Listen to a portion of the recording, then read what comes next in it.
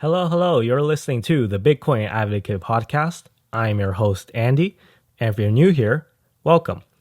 This is the show where we discuss all things Bitcoin on a weekly basis. This is the show that I wish I had when I first got into Bitcoin, which is why I started this podcast. This is your one-stop shop of complex topics in the wonderful world of Bitcoin explained in simple ways. As a reminder, this show is available on YouTube, Spotify, Amazon Music, and a whole bunch of other platforms. So wherever you might be listening from, if you like the show, be sure to follow and subscribe. You can also follow me on Twitter at twitter.com/thebtcadvocate. Today's episode is sponsored by myself.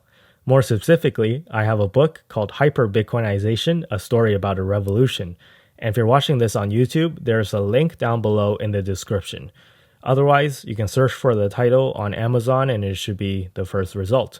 It's not selling out if it's my own product. Last week, we discussed how our current fiat monetary system promotes violence and confrontation around the world, while Bitcoin can be used to promote peace. This week, we'll circle back to talking about the technology with regards to Bitcoin and how Bitcoin's unique protocol is used to solve an issue that is present in distributed information systems. Okay, you're like, what does that all mean, right? So first, let me tell you an allegory. An allegory is kind of like a story, by the way. So imagine that you're a general in the Byzantine Empire, also known as the Eastern Roman Empire, which lasted from 330 AD to 1453 AD. You're a general in the Byzantine Empire and you're leading an army trying to capture a castle. The castle's defenses are formidable though, and you know that your soldiers alone are not enough to overwhelm the castle's defenses if you attack alone. The good news is that there are other Byzantine generals in the area. Each of them has their own army that you can request help from.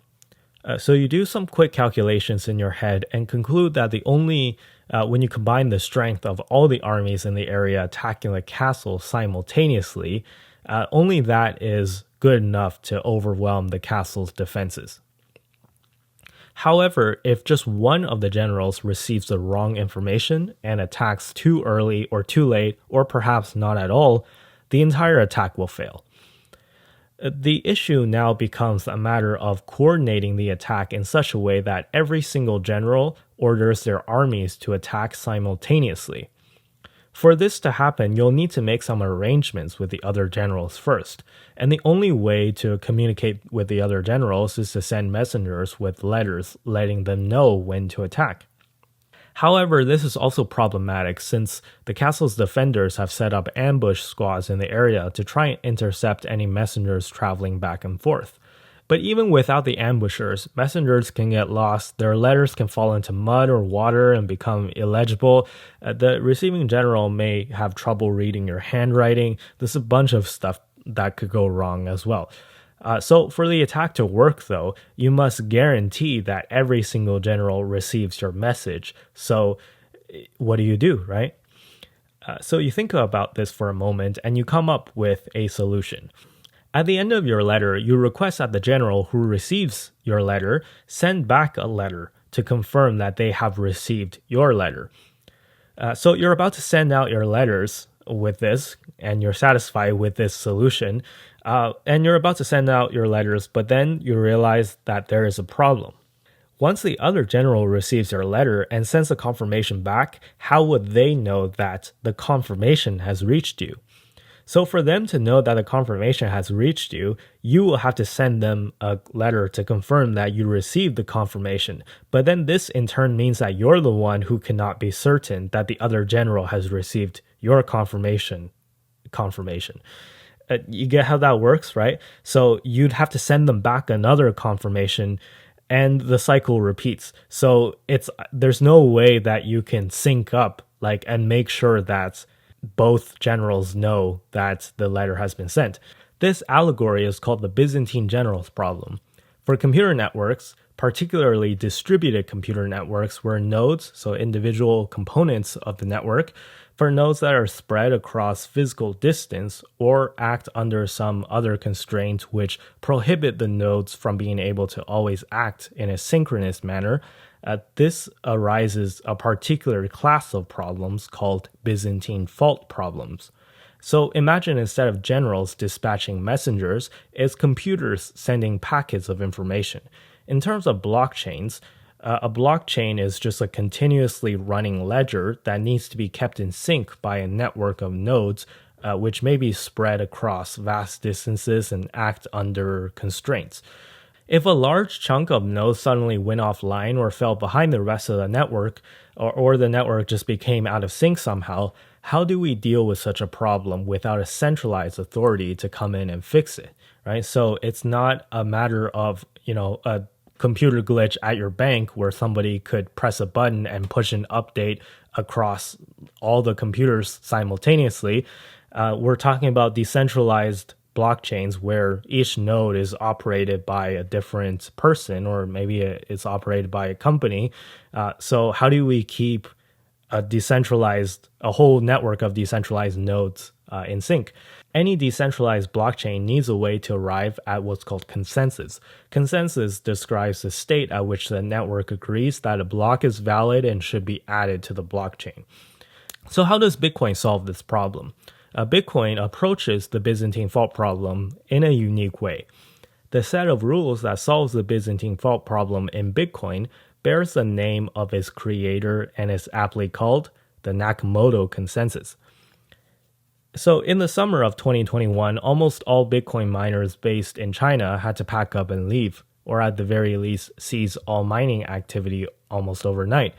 This was because the Chinese government had issued a new law that essentially banned Bitcoin mining in the country. But this was a problem this was a short-term problem, at least, for the network, because the disappearance of the Chinese miners led to a massive drop in the total hash rate. So the hash rate is, again, it's a measure of the mining power being inputted into the network of Bitcoin. So we talked about this briefly in the episode about proof of work, so be sure to check out that episode if you want to find out more. But for now, the hash rate is just the amount of mining power that is being inputted. So at the time, it was estimated that more than 40% of Bitcoin's hash rate came from China. Now, one would think that such a large and sudden drop in the network participants and the hash power would lead to at least some disruption in the network. Certainly, if the network in question was not Bitcoin, but some other, traditional server network like AWS or Google Cloud, a 40% drop in the number of servers powering the network would be catastrophic. Yet, this event had very little impact on Bitcoin's network operations. There was no downtime on the Bitcoin network. Bitcoin did not go down, even though it just lost 40% of the mining power. Blocks continued to be confirmed, and the network ran as if nothing happened. So the rules of Bitcoin's consensus model, the Nakamoto Consensus, kept on working and kept the network working as usual. So we can see that even during times of large and sudden extraneous events, such as losing 40% of the network's hashing power, the Nakamoto Consensus endured and the network did not miss a single beat. So let's talk about Nakamoto Consensus. To really understand it, we should begin by analyzing the two main components, which are number one, proof of work, and number two, block selection. So we already talked about proof of work in much detail in the previous episode, so we'll avoid discussing it at length again here. So we'll talk about block selection and how that helps with keeping the network in sync. So block selection can be further broken down into two main subcomponents. Number one is double spend resistance, and number two is longest chain wins. Double spend resistance simply means that the same Bitcoin or fraction of a Bitcoin cannot be spent twice by the same user. So if Alice pays Bob 1 Bitcoin, the network must ensure not only that Bob is credited with 1 Bitcoin, but also that 1 Bitcoin is deducted from Alice, such that she cannot use the same Bitcoin to pay another user. So it's easy to see why this rule is necessary, right? If one can successfully double spend, then this would break all trust and value on the network in the whole monetary system, in fact. It is important to note that this component not only involves ensuring that no double spending occurs, but also checking whether the transactions in a block and the block itself obeys all the rules of the network. So I called it double spend resistance just for the sake of brevity, but we're actually checking a whole bunch of rules that validate transactions, right? So Bitcoin's block selection is also set up to prevent other types of funny business that one might try to game the system. Examples of invalid transactions may come from users who try to spend more Bitcoin than they have, or users who try to counterfeit fake Bitcoin by trying to spend Bitcoin that doesn't exist, or just any transaction that is not considered valid. So this step is meant to catch all of those. So the block selection itself must also fit certain criteria, being like the block size. So the block must not be too big. Any block that contains one or more invalid transactions or violates the rules like the size limit will be rejected by the network of nodes validating the incoming blocks. Note that validating a block and mining a block are two completely different activities. It is trivially easy to validate a block since a node only needs to compare if a block and all the transactions within it fits the validation criteria. Mining a block, on the other hand, requires an agent to expend a massive amount of energy, i.e. hash power, to solve the proof of work problem.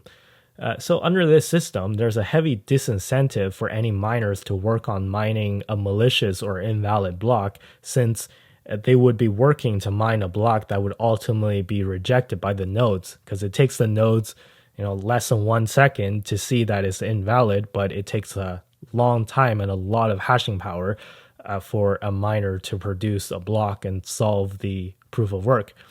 So if the block is invalid, if they end up mining a block that was invalid, this would result in the total loss of all the energy that the miner had expended trying to mine the block. So this asymmetry and difficulty between validation of a block and mining of a block is key to Nakamoto Consensus. It effectively prevents any corrupted or malicious information from entering the system, as any invalid blocks are simply rejected, and no miner would choose to waste resources on mining a block that is found to be invalid. Now, we should also consider what happens if a significant portion of the network becomes separated from the rest of the network. So, for instance, consider what happens if somewhere in the world a deep-sea internet cable gets cut, or all the satellites around the world gets hit by solar flares, so they all go offline simultaneously. So we have different parts of the network. Since Bitcoin is global, there's parts of the network located all around the world, but they become disconnected from each other. So how would Bitcoin react to a situation like that? Well, for the sake of argument, let's do a thought experiment, right? Pretend that you're geographically isolated, right? You're in a isolated part of the world. Let's say you're in Iceland, which is located in the middle of the North Atlantic Ocean. Now, you're unable to connect to any servers outside of Iceland for the sake of this thought experiment. Because, again, some solar flare knocked out all the satellites, or some internet cable is cut. If there were Bitcoin transactions in Iceland, those transactions would be grouped together in blocks, right? And added to the version of what the Bitcoin blockchain was before the outage occurred. However, this would effectively create a new blockchain called a fork, since the blocks on the Icelandic blockchain were added without the consensus from the rest of the network located everywhere else. So due to the separation, again, between the Icelandic nodes and miners versus the rest of the world.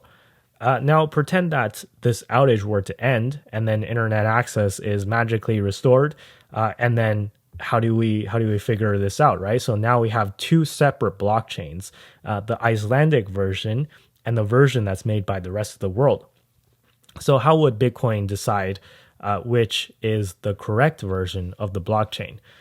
Now, this comes the second part of what I mentioned, which is longest chain wins. As the name suggests, the longest blockchain is taken as a true blockchain.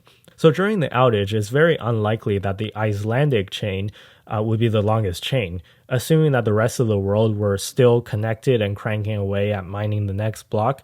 The collective hashing power of the rest of the world would most likely be far greater than the hashing power of just the Icelandic miners. This means that when the outage ends, we would simply follow the longest blockchain and identify that chain as the real blockchain. In other words, this rule simply looks at which chain has the most amount of work put into it, since the longer the chain, the more hashing power has been expended to create it. Note that this rule is effective even if there are more than two competing chains. Since we only care about the longest chain, we can simply pick the longest of an arbitrarily large amount of competing chains and pick that one as the real blockchain.